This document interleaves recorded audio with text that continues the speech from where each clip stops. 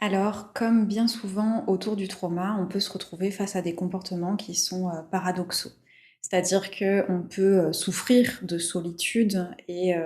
vouloir être, soutenu et avoir, des liens qui soient plus de qualité et en même temps, tout faire pour ne pas être en lien et s'isoler, éviter les situations où on pourrait rencontrer de nouvelles personnes parce que ça fait trop peur. Et donc parfois on peut s'en vouloir, de se dire: «Mais finalement, je mets en place, tout ce qu'il faut pas pour, avoir la situation dans laquelle je suis» et pour, arrêter de se juger, il faut vraiment comprendre pourquoi on est face à ce paradoxe. Alors déjà, pourquoi on s'isole? L'isolement, c'est un symptôme post-traumatique, hein, qu'on a qui est défini, voilà, dans la symptomatologie. Donc déjà, se dire que toutes les personnes, qui, sont concernées par, des traumas, peuvent avoir cette tendance-là, à s'isoler et on peut le comprendre par de multiples raisons. Alors, quand les traumas, ont été dans l'enfance, notamment au niveau relationnel, il y a un lien, direct, c'est-à-dire que la relation a entraîné une souffrance énorme. Il y a eu peut-être de la tromperie, de la peur,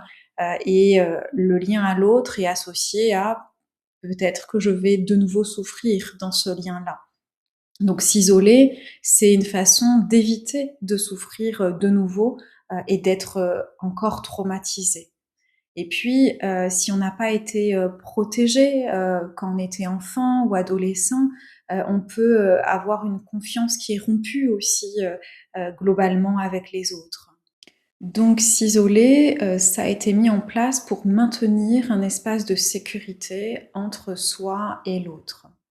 Et puis après, il y a toutes les conséquences de la symptomatologie post-traumatique, avec les difficultés de régulation émotionnelle, le fait de se sentir parfois, dissocié et de plus être au contact, de la réalité, de soi, des autres. Ça va complexifier le rapport à l'autre, le rendre plus difficile, plus, douloureux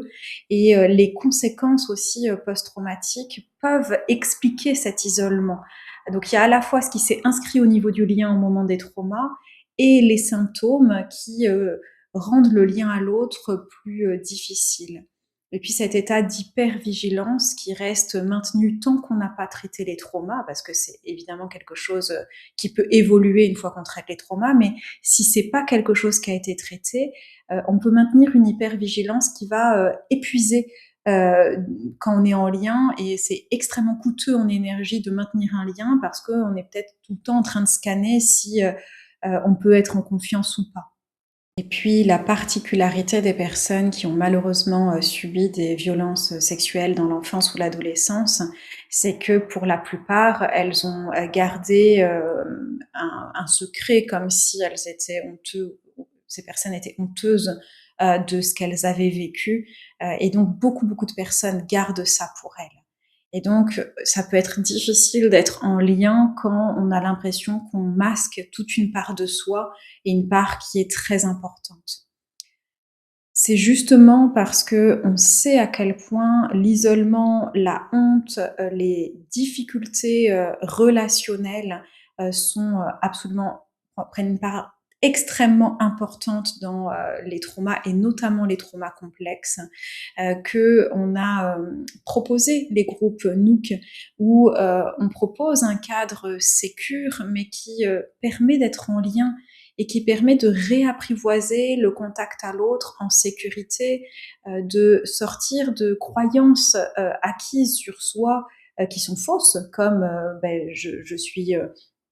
honteuse, c'est de ma faute, c'est moi qui suis responsable, j'ai quelque chose de sale en moi,